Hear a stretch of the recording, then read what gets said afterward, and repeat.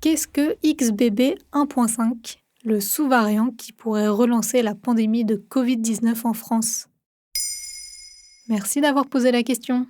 Ça n'est jamais vraiment fini. Le nouveau sous-variant du Covid, XBB 1.5, qui combine plusieurs souches Omicron, envahit les États-Unis depuis octobre 2022. Et selon l'Agence sanitaire de l'Union européenne, il pourrait bien devenir la souche dominante du Covid d'ici mars 2023 en Europe. Si l'on ajoute à cela la vague épidémique chinoise qui a fait 60 000 morts en Chine en décembre 2022, la France pourrait bien se retrouver encerclée. Est-il particulièrement dangereux?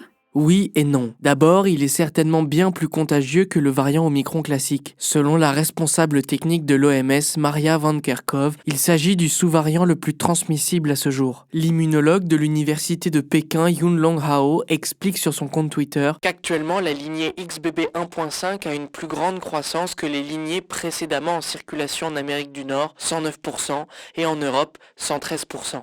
Ce phénomène s'explique par la mutation de sa protéine Spike, servant à s'accrocher aux cellules humaines. Elle lui permet de résister beaucoup plus facilement aux personnes vaccinées ou immunisées. Mais il n'y a aucune donnée qui permet d'affirmer que le sous-variant du Covid XBB 1.5 est plus nocif que les précédents. Comme depuis le début de la pandémie en 2020, ce nouveau variant présente des risques modérés à élevés pour les personnes âgées et vulnérables lorsqu'elles se lient à des comorbidités. Où circule-t-il le plus?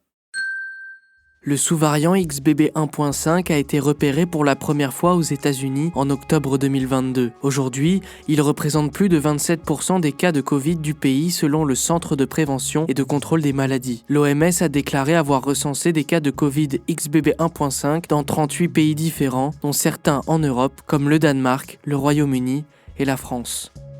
Concernant l'Europe, l'Agence sanitaire de l'Union européenne prévoit que le taux de croissance de ce sous-variant en fasse la souche dominante d'ici à mars 2023. Pour l'heure, il ne représente que 2,5% des cas sur le vieux continent.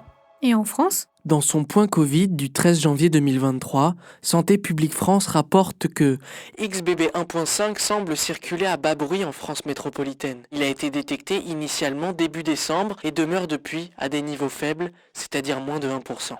Voilà ce qu'est XBB 1.5, le sous-variant qui pourrait faire renaître la pandémie de Covid-19 en France.